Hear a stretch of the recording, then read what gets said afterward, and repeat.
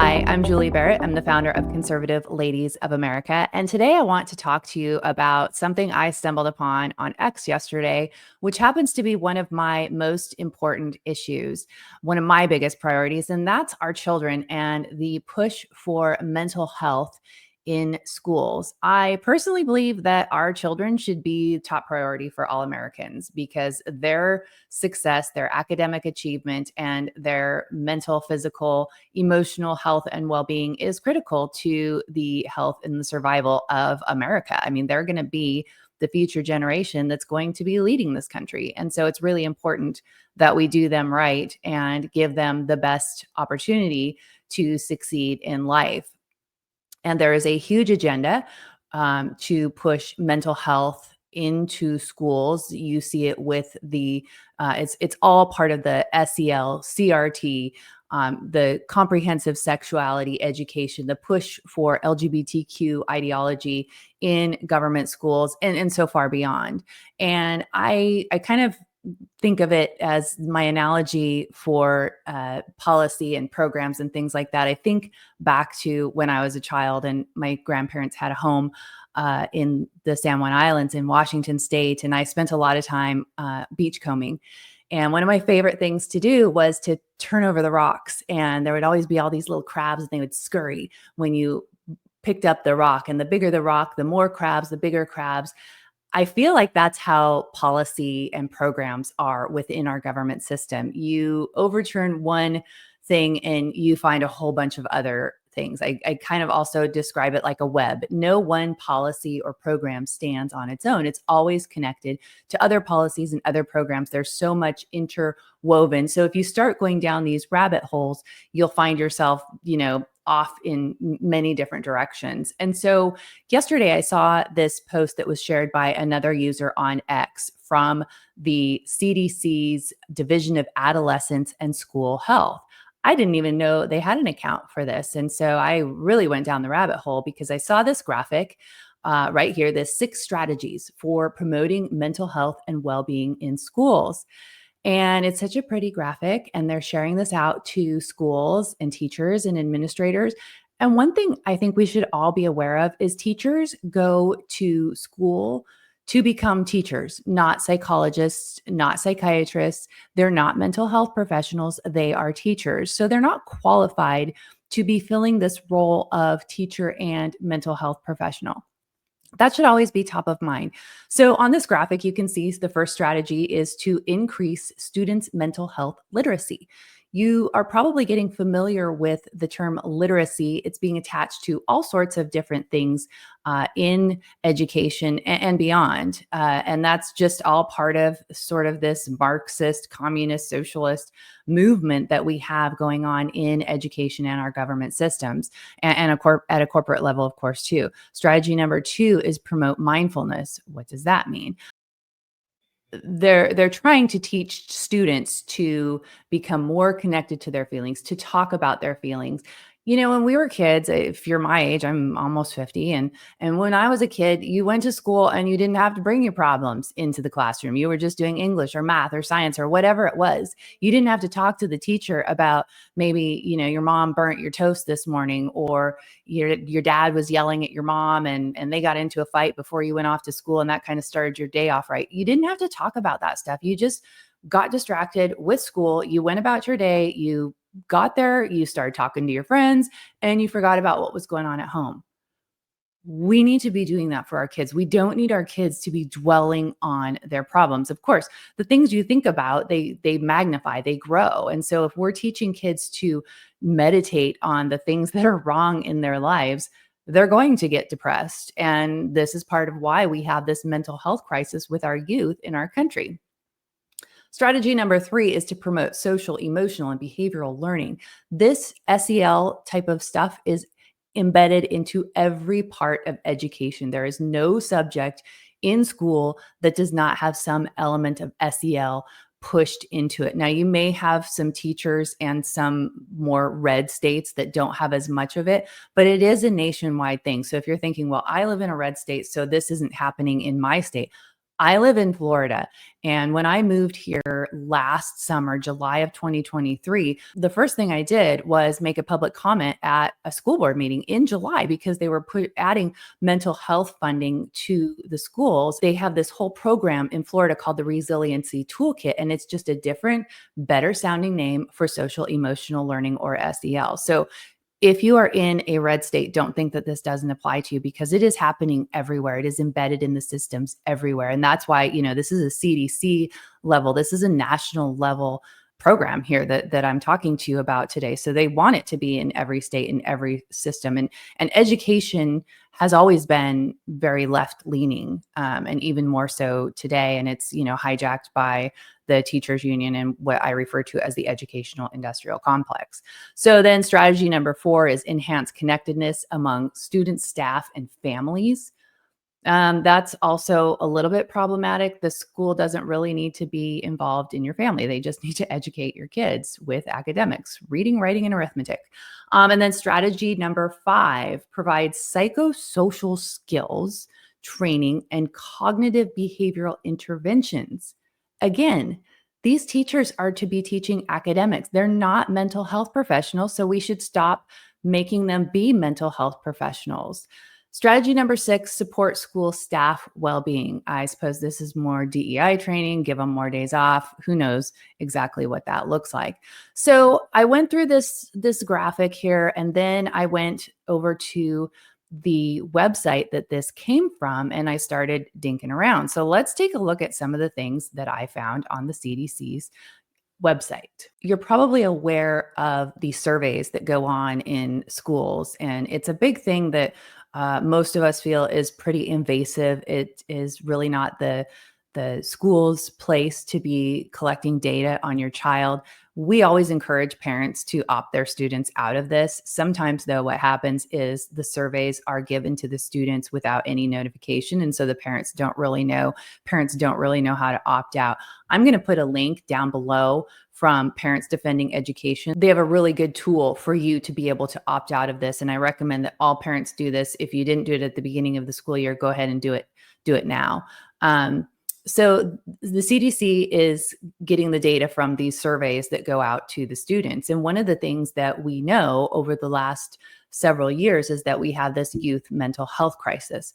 Well, you're pushing in this SEL, CRT, you're teaching white kids that they're oppressors because of their skin color. You're teaching children that they are either a victim or an oppressor. That's depressing. I mean, no one wants to feel that way. You're teaching kids that they are based on their sexuality or their gender. They are more important or less important than other students. Now, I have a huge problem with this whole push for sexuality in school, as maybe you do too.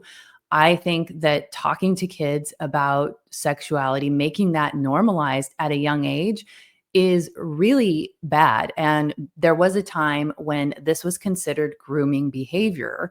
I think the term groomer gets thrown around a lot right now because we do tend to, call these people that are doing this to children, we call them groomers. But this is back, before this became commonplace.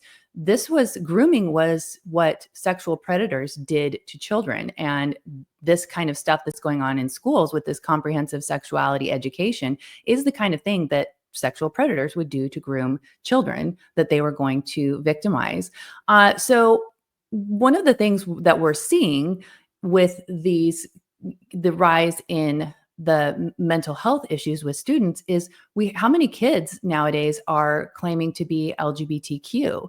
And you see a lot of it as they're doing it because their peers are doing it, or it's trendy, using different pronouns, using pronouns that are totally fabricated and made up. It's something that's become kind of a social contagion.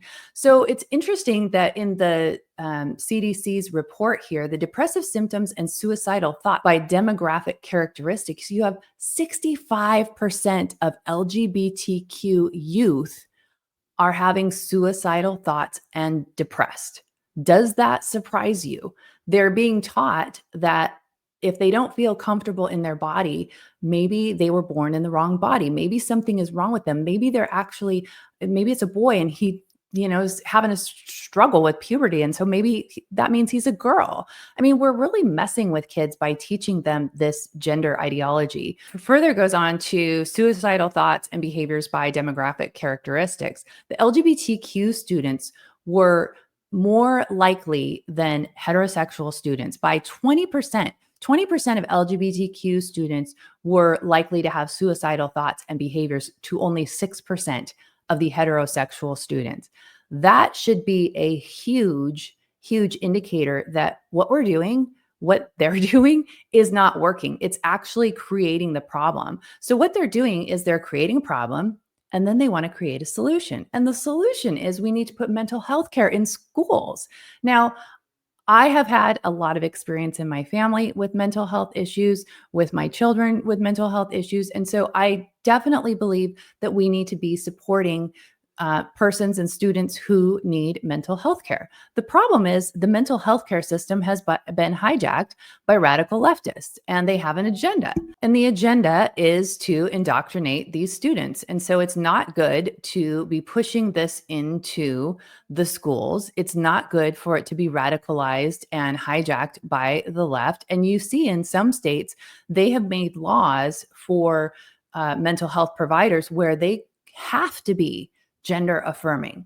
The other issue that we have with mental health care in schools is the circumventing of the parents. And in many states, children over a certain age, usually it's about 13, the children can get mental health care without parental consent. And it's critical that parents are involved in the healthcare, the mental health care of their children. Parents have a right and a duty to be involved with the care of their children. And this is one of the biggest ways that the government is overstepping their bounds and circumventing parental rights. And in many states, many of these deep blue states, Washington, Maine, New York, they are actually making it so that parents don't even get notified about this. In Washington state, parents can't even get their child's mental health records if their child does not sign a release of information. So why is the government withholding that information from parents? Because they're doing something that they want to hide. If you have nothing to hide, you hide nothing. So the government is hiding this information about children from their parents. The other piece of this is with the mental health care in schools comes funding for mental health care in schools and the school-based healthcare centers that are becoming very common. There's a lot more funding at a federal level to increase the school-based health centers. And this is just another way of making schools one-stop shopping, making your children property of the government rather than part of your family. And parents have a duty to speak up, to play their role, to take their designated place as the parent, as the authority in the child's life. And one of the things I like to say about it is, people will say, well, the child isn't your property. Well, my child has a right to have me, their mother, protect them. And your child does too. And we owe it to our children to fight for their right to the protection by their parents. So this is a huge issue. I'm going to have lots of links in the description for you. I would encourage you to explore those if you like to go down the rabbit hole as I do. But check out what's going on in your school district. Find out, you can go to your school district's website and in the search box, just type mental health and see what's going on, or type in social emotional learning or SEL and see what you come up with. Find out what's going on. And if there is something that you can speak about that at the school board meeting, please plan to make a public comment or even just alerting other parents in your school district about what is going on. It's really important that we be in this fight for our kids. And maybe you are thinking, well, I'm so glad my kids are grown and I don't have to deal with this. Well, maybe you have grandkids, or at the very least, you're a taxpayer. And so you are funding this. And so you have a duty to speak up and make your voice heard if you don't want America's children being indoctrinated in this way. And, like I said, I believe strongly that these types of programs are creating the mental health crisis. And it is very financially lucrative to the players involved in this game to push this mental health stuff into the schools. There's so much funding in this. And we, as citizens, as parents, as grandparents, we are the ones that can say no. So please take a look at those links. If you appreciate this content, would you please subscribe and share this video? I would also encourage you to subscribe to our Substack. That way you'll get the latest alerts and calls to action. And if you would like to support this content and our organization, I will also put a donate link in the description below.